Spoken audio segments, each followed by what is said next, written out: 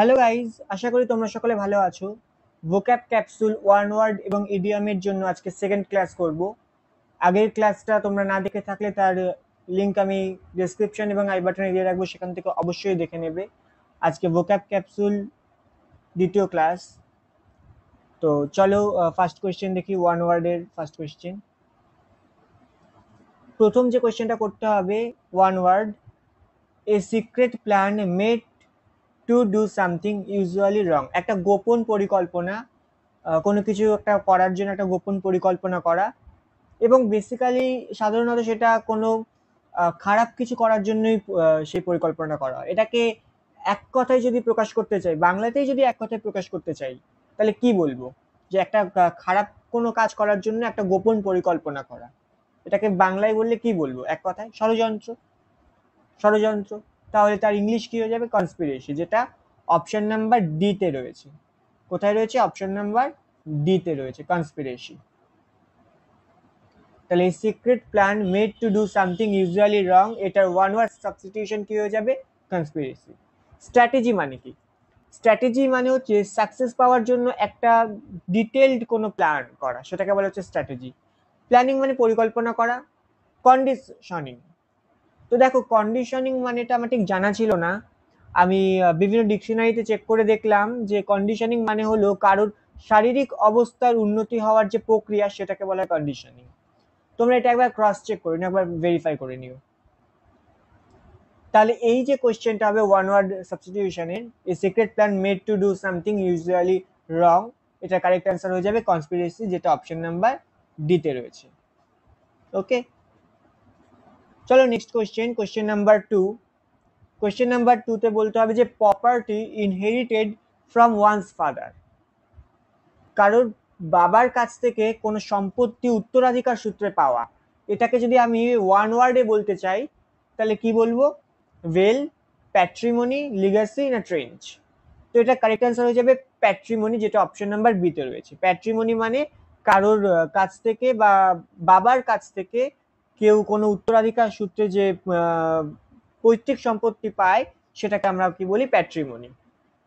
তাহলে question number 2 এর option B হয়ে যাবে কারেক্ট অ্যান্সার। ওয়েল মানে কি? ওয়েল মানে হচ্ছে অ্যাকচুয়ালি ভ্যালি, ভ্যালি বা উপত্যকা।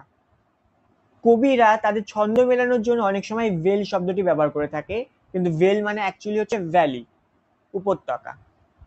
ঠিক আছে, এটা একটা কাব্যিক শব্দ, পোয়েটিক টার্ম। প্যাট্রিমনি মানে তো বললাম যে বাবার কাছ থেকে পাওয়া উত্তরাধিকার সূত্রে যে সম্পত্তি, সেটাই হচ্ছে প্যাট্রিমনি, যেটা আনসার হবে কোশ্চেনে। লিগ্যাসি মানে কি? লিগ্যাসি মানে হচ্ছে কারোর মৃত্যুর পর তার উইল করে যাওয়ার যদি কোনো কেউ সম্পত্তি পায়, তাকে ইংলিশে লিগ্যাসি বলে। যে কেউ মারা গেছে এবং সে একটা উইল করে গেছে, আর সেই উইলের জন্য কেউ কোনো একটা সম্পত্তি পেল, তাকে আমরা ইংলিশে কি বলি? লিগ্যাসি। ট্রেঞ্চ মানে খাত।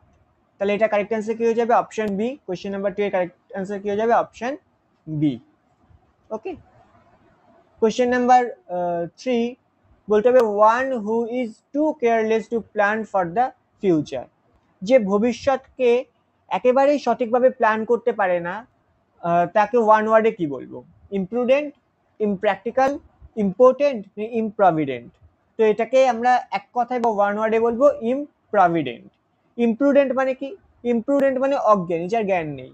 ইমপ্র্যাকটিক্যাল মানে যেটা একদম প্র্যাকটিক্যাল নয়, অবাস্তব কিছু। আর ইম্পর্টেন্ট মানে হচ্ছে অক্ষম, শক্তিহীন, ক্ষমতাহীন বা পুরুষত্বহীন একজন ব্যক্তি, সেটাকে আমরা বলি ইম্পর্টেন্ট। ওকে, তাহলে কোশ্চেন নাম্বার 3 কারেক্ট আনসার কি হয়ে যাবে? কোশ্চেন নাম্বার 3 কারেক্ট আনসার হয়ে যাবে ইমপ্রভিডেন্ট, যেটা অপশন নাম্বার ডি তে রয়েছে। কি হবে? ইমপ্রভিডেন্ট, যেটা অপশন নাম্বার ডি তে রয়েছে। কোশ্চেন নাম্বার 4 বলতে হবে meaningless language with an exaggerated style intended to Impress. কি বলতে হবে? যে অতিরঞ্জিত কৌশলের সাথে মিনিংলেস কথাবার্তা বলা, কেন? কাউকে ইমপ্রেস করার জন্য। সেটাকে আমরা ইংলিশে কি ওয়ান ওয়ার্ডে কি বলবো? সেটাকে ওয়ান ওয়ার্ডে আমরা বলবো রেটোরিক। কি বলবো? রেটোরিক, যেটা অপশন নাম্বার 4 এতে রয়েছে। অপশন নাম্বার কোথায় রয়েছে? অপশন নাম্বার 4 এতে রয়েছে, রেটোরিক। এটার প্রোনাউন্সিয়েশন কি হবে? এটার প্রোনাউন্সিয়েশন হবে রেটোরিক। ওকে, ওরেটর মানে বক্তা, ভার্বালাইজেশন মানে কোনো কিছু ভাষায় প্রকাশ করা, সেটাকে বলা হয় ভার্বালাইজেশন। পাবলিক স্পিকিং মানে পাবলিকের সামনে বক্তৃতা দেওয়া, কথা বলা, সেটাকে বলা হচ্ছে পাবলিক স্পিকিং। তাহলে কোশ্চেন নাম্বার 4 এর কারেক্ট অ্যান্সার কি হয়ে যাবে? Option 4, rhetoric. Okay, question number 5, one word সাবস্টিটিউশনের last question. Okay, to give up the throne. Give up মানে ত্যাগ করা। গিভ আপ একটা ফ্রেজাল ভার্ব যার মানে হচ্ছে পরিত্যাগ করা বা ত্যাগ করা। থ্রোন মানে সিংহাসন, সিংহাসন ত্যাগ করা বা সিংহাসন ছেড়ে দেওয়া। এটাকে ওয়ান ওয়ার্ডে কি বলবো? এটাকে ওয়ান ওয়ার্ডে বলবো অ্যাবডিকেট। অ্যাবডিকেট মানে সিংহাসন ত্যাগ করা বা প্রত্যাখ্যান করা, সেটাকে আমরা বলি abdicate. To give up the throne. বিকোয়েট।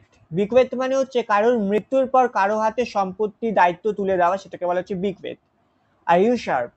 ইউসার্ভ মানে হচ্ছে অন্যায়ভাবে দখল করা বা জবরদখল করা। কনসাইন মানে হস্তান্তর করে দেওয়া। তাহলে two give up the thrown, এটার ওয়ান ওয়ার্ড কি হয়ে যাবে? অ্যাবডিকেট, যেটা অপশন নাম্বার ডি তে রয়েছে। কি হয়ে যাবে? অ্যাবডিকেট, যেটা অপশন নাম্বার ডি তে রয়েছে। তো এই ছিল ওয়ান ওয়ার্ডের 5টা কোয়েশ্চেন। এবার ইডিয়ামের কোয়েশ্চেন আসছে। ইডিয়ামের যে ফার্স্ট কোয়েশ্চেন সেটা হচ্ছে by the skin of your teeth. By the skin of your teeth মানে তোমার দাঁতের স্কিন দ্বারা। এটা যদি আমি বাংলা মানে করি by the skin of your teeth, তাহলে এটা বাংলা মানে কি হবে? তোমার দাঁতের স্কিন দ্বারা। দাঁতের স্কিন মানে কি? দাঁতের স্কিন কতটুকু হয়? একেবারে পাতলা হয়, অর্থাৎ কোনোভাবে বা কোনো মতে বেরিয়ে যাওয়া, সেটাকে আমরা বলছি by the skin of your teeth. তাহলে কোনোভাবে বা কোনো মতে বেরিয়ে যাওয়া, এটা কি হবে? জাস্ট বেয়ারলি, জাস্ট বেরিয়ে যাওয়া, কোনোভাবে সবে মাত্র জাস্ট বেরিয়ে যাওয়া, সেটাকে বলা হচ্ছে by the skin of your teeth, মানে জাস্ট বেয়ারলি। অপশন ডি হয়ে যাবে এখানে কারেক্ট আনসার। কোয়েশ্চেন নাম্বার 1 এর কারেক্ট আনসার কি হয়ে যাবে? Option D, just barely. Question number 2, call a spade a spade. তাহলে কল আ স্পেড আ স্পেড, এটার মানে কি হবে? এমন কিছু যেটা তুমি বলতে চাও, সেটা তোমার যেটা তুমি প্রকাশ করতে চাও, যেটা তোমার বক্তব্য, একেবারে সেইটাই বলে দেওয়া, সেটাকে বলা হচ্ছে কল আ স্পেড আ স্পেড। মানে কোনো কিছু না লুকিয়ে বলে দেওয়া, কোনো কিছু লুকোনোর চেষ্টা না করা, সেটাকে বলা হচ্ছে কল আ স্পেড আ স্পেড। মানে টু বি ফ্রাঙ্ক, একদম ওপেনলি বলে দেওয়া। কোয়েশ্চেন নাম্বার 1 হয়ে যাবে কারেক্ট আনসার। যে ইডিয়ামটা কারেক্ট আনসার কি হয়ে যাবে? Question number 1। আচ্ছা, টু বি স্লাই মানে কি? টু বি স্লাই মানে হচ্ছে খুবই ধূর্ত, প্রবঞ্চক, প্রতারক। টু বি স্লাই মানে যে খুবই ধূর্ত প্রকৃতির, ঠিক আছে, যার ধূর্ত স্বভাব রয়েছে, তাকে আমরা বলি টু বি স্লাই। এখানে কোশ্চেন নাম্বার 2 এর কারেক্ট আনসার কি হয়ে যাবে? Option number 1, to be frank. Next question number 3, to show a clean pair of heels. To show a clean pair of heels, একজোড়া পরিষ্কার হিলতোলা জুতো দেখানো। তার মানে কি? একজোড়া পরিষ্কার হিলতোলা জুতো দেখানো মানে কি? মানে সেখান থেকে একেবারে 9-2-11 হয়ে যাওয়া, মানে সেখান থেকে পালিয়ে যাওয়া। তাহলে কি হবে? রান অ্যাওয়ে, পালিয়ে যাওয়া। To show a clean pair of hills মানে কি হবে? অপশন এ হয়ে যাবে run away. Question number 3 correct answer কি হয়ে যাবে? Option A, run away. Question number 4, at a stretch.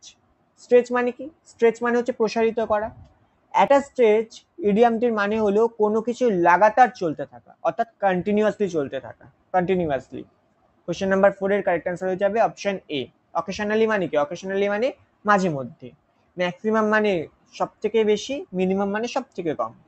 কিন্তু একটা স্ট্রেচ মানে কি হবে? কন্টিনিউয়াসলি, অর্থাৎ লাগাতার চলতে থাকা। অপশন এ হয়ে যাবে কোশ্চেন নাম্বার 4 ইডিয়ামটির কারেক্ট আনসার। কোশ্চেন নাম্বার 5, ইডিয়ামের কোশ্চেন নাম্বার 5 মানে ইডিয়ামের লাস্ট কোশ্চেন এবং আজকের ক্লাসের লাস্ট কোশ্চেন, কোশ্চেন নাম্বার 10। আজকের ক্লাসের কোশ্চেন নাম্বার 10 আর ইডিয়ামের কোশ্চেন নাম্বার 5। Maiden speech. তো মেইডেন মানে কি? মেইডেন মানে হচ্ছে প্রথম বা প্রাথমিক বা নতুন কিছু। মেইডেন স্পিচ মানে প্রথম বক্তৃতা দেওয়া, অর্থাৎ ফার্স্ট স্পিচ। অপশন সি হয়ে যাবে কোশ্চেন নাম্বার 5 ইডিয়ামটির কারেক্ট আনসার। মেইডেন স্পিচ মানে হচ্ছে ফার্স্ট স্পিচ, প্রথম বক্তৃতা দেওয়া। তো এই ছিল আজকের ক্লাসের টোটাল 10খানা কোয়েশ্চেন। থ্যাংক ইউ ক্লাসটি দেখার জন্য। ক্লাসটি ভালো লাগলে অবশ্যই লাইক করো, তোমার বন্ধুদের সাথে ক্লাসটি শেয়ার করো, সাবস্ক্রাইব করে পাশে থাকা বেল আইকনটি প্রেস করে দাও। কেমন লাগলো ক্লাসটি সে সম্পর্কে অবশ্যই তোমার ফিডব্যাক কমেন্ট বক্সে লিখে জানাও। Thank you.